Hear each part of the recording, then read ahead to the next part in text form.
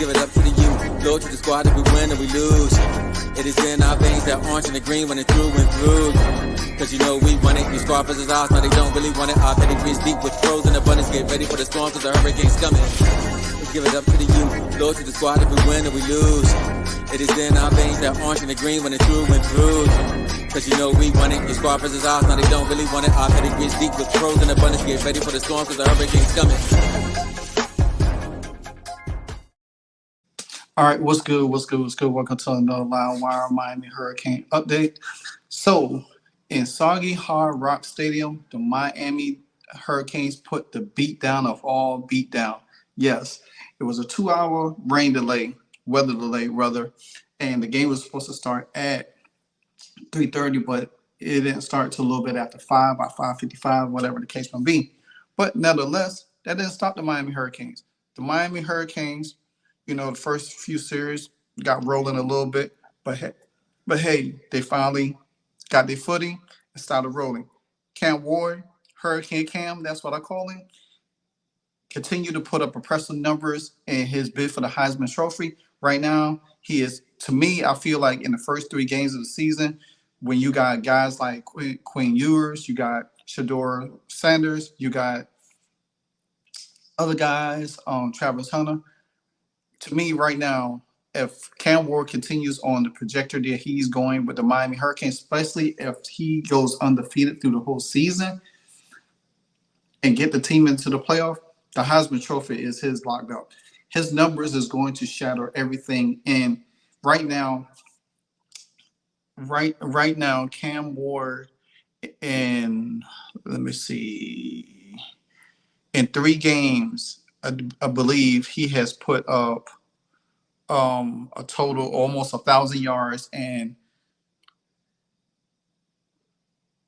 12 touchdowns with, and I think no turnovers, no interceptions at all.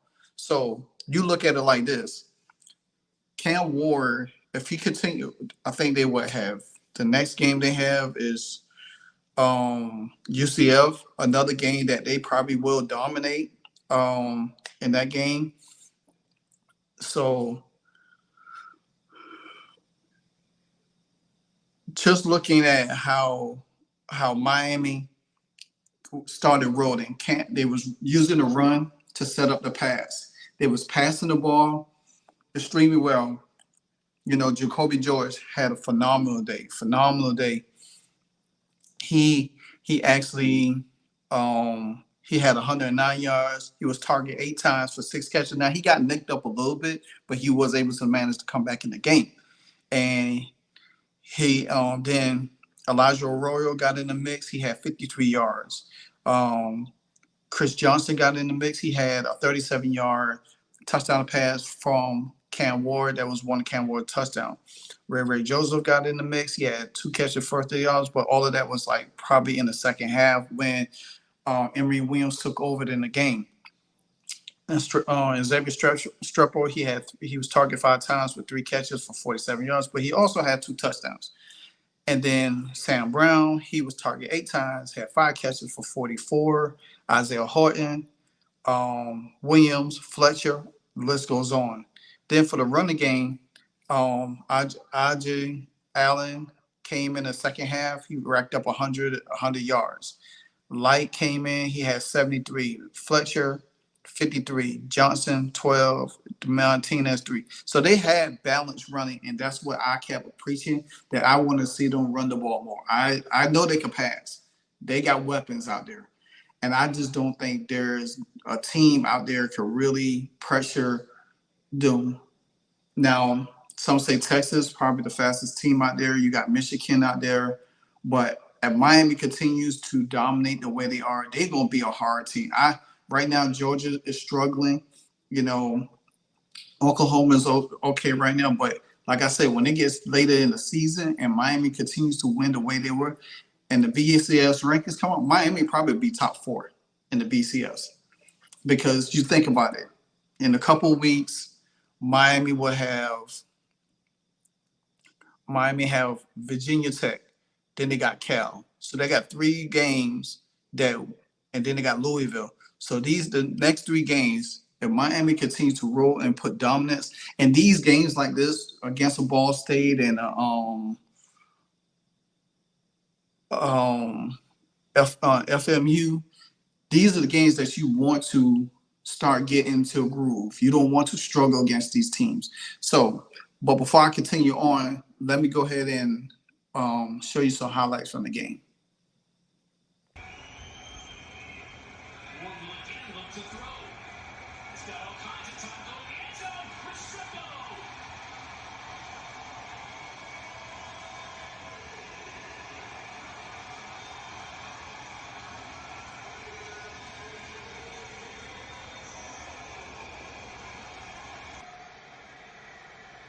Johnson swinging out to him. The blocker from Restrepo. Quick block. Johnson on his way.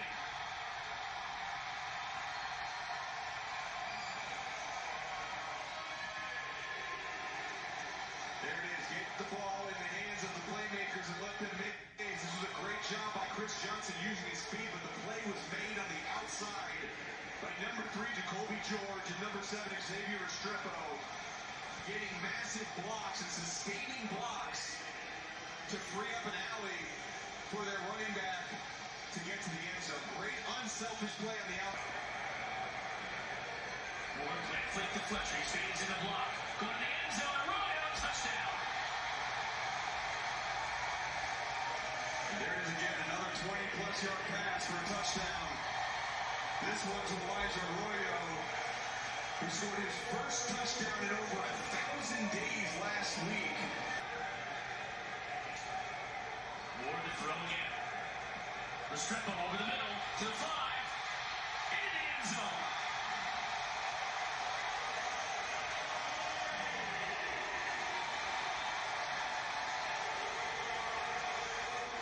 House call, Xavier Restrepo. Mark, how about the connection these two have? You can see Ward and Restrepo in community. But the Canes starting to run the football. Really nice move by A.J. Allen. Now he shows the speed down the sideline. He'll score.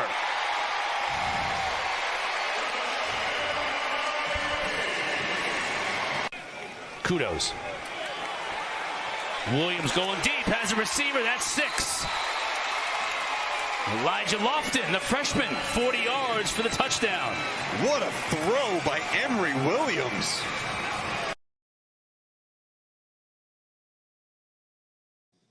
All right, so you've seen the highlights of the game where Miami was just getting everything what they wanted. And then even with Emory Williams coming in, he threw a dime to one of the freshmen. If this is the first time that you could really sit back and look at the Miami Hurricanes and say, hey, this team has depth. Mario Cristobal went out and did what he was supposed to do when he first, he had to get everything in order, had a clean house, he had to bring in his own people. He knew what kind of program he wanted to build because we seen him did it over there in Oregon and what he had produced. Now he had Justin Herbert over there in Oregon. Now he got Cam Ward. That's most likely to be a Heisman Trophy winner for the Miami Hurricanes, the first in a long time. And Cam Ward is putting up Cam Ward is putting up extraordinary numbers for the Miami Hurricanes. Now, going down to the stats a little bit, Emory Williams came in, he passed for 161. If he had a little bit more time, he probably would have had 200 yards. And then, like I said, Cam Ward was 19 for 28 for 346. His third straight 300 game. You know what I'm saying? No sacks, no interceptions, no turnovers. Perfect. I read down there Chris Johnson, he ran the kickoff back. He had 26 yards on that. Joseph had 3 punt returns for 29 yards. The Miami Hurricanes, they actually had, I think, 3-4 sacks today. But time of possession was a must. Miami controlled the clock 32-59. They racked up 750 yards to Ball State's 115. So that's a total dominance. They didn't allow Ball State to get in the flow. They took care of business. They pressured. They knocked them around. Now, Ball State did have 100 yards passing, but that wasn't much. And that was most of their yards out of the 115 because they only had 6 yards rushing. that goes to show you what Miami was able to do up front. Miami passed for 507 yards. That's atrocious. They ran for 243 total. So if Miami could get that kind of production week in and week out, it's going to be hard to, like I said, it's going to be hard to stop this team on all levels. Plus, they had 31 first downs. They had 8 penalties, something they need to clean up on that. No turnovers, no sacks. They took 4 sacks today, and the total play was 71 to what it was. So, like I said, Miami is showing all phases of the game. They're showing all phases of the game right now. And you got to respect what the Hurricanes are doing and what Mario Cristobal. Now, we always critical of Mario Cristobal from one time to another. You know what I'm saying? But nevertheless, it's what it is. Now, even with the game being delayed, it was good. Now, this is the most points Miami scored in a shutout of a football subdivision opponent in program history, and the first shutout in FBS teams since the 55-0 win over Duke in 2020. Miami improves to 3-0. Well, you know, Ball State falls to 1-1, but it just looks like Miami is starting to click more and more and more as we, and especially with the leadership of Cam Ward, how he's taking charge of the team. He's being more of a teammate. And this is something that we wanted from Tyler Van Dyke when he was there. Speaking of Tyler Van Dyke, he did get injured again in an Alabama game, but you know how that is. You know what I'm saying? And it's the first time in Ward's career that he has thrown 5 touchdowns in a game at an FBS level. He previously threw 3 with 4 touchdown passes while at Washington State. Ward also has become the first Miami Hurricane to begin the season with 3 consecutive 300 yards. He could be up there and get his 4th next week. So even more, he completed passes to 8 different receivers, which I like. The ball spread around. He's finding his targets. Now I'm telling you, Jacoby George is really, really coming on. I love his speed. I love how he's shifty. He gets out there.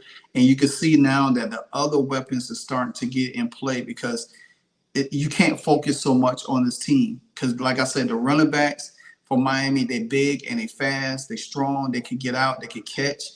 And it's almost, you're looking at a team that still hasn't even hit their potential yet.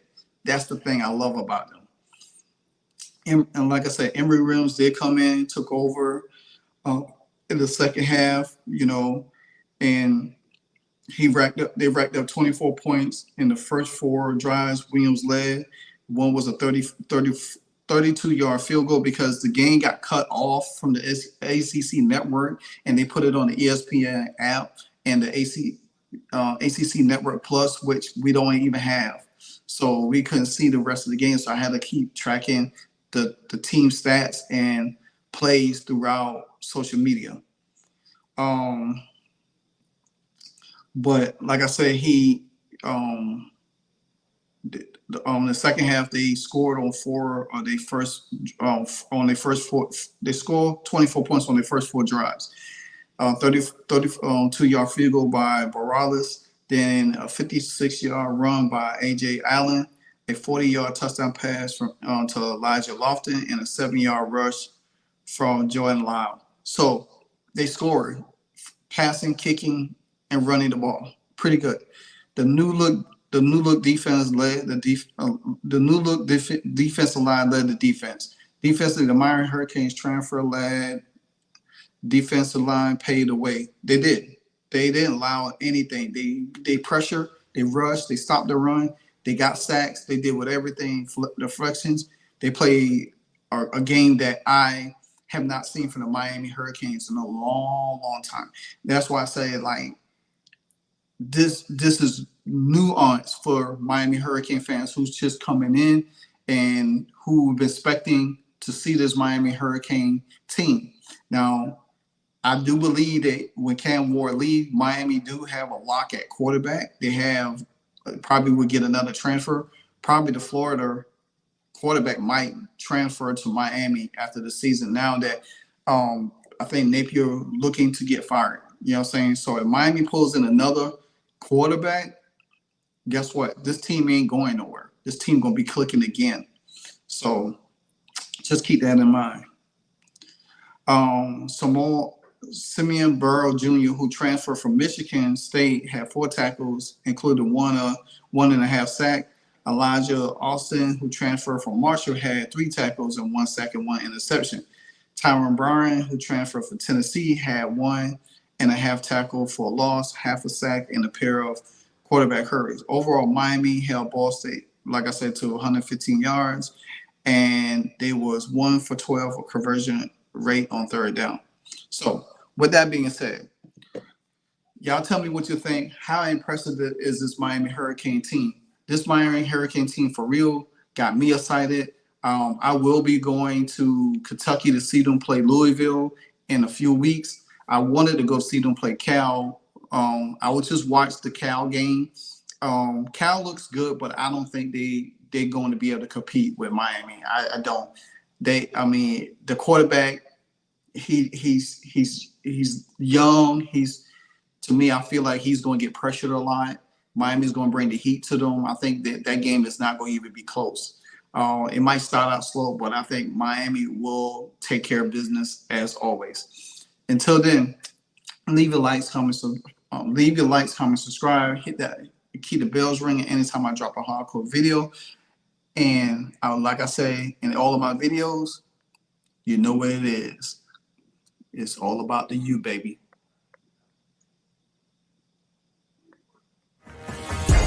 Give it up to the youth. Low to the squad if we win or we lose. It is in our veins that orange and the green when it's through and through.